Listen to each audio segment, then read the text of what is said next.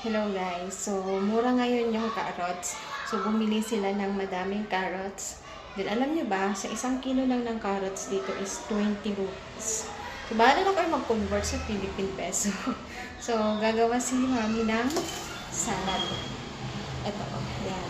Yung iba, sinet aside muna namin para pang salad or pang tawag ito, panggawa ng mga ulam, panghalo, gano'n. So, eto, gagawin ni Mami. Ewan ko kung gagawin niyang salad or lulutuin niya lang na kahapyaw or gagawin niyang atsara. So, abangan natin kung anong gagawin niya.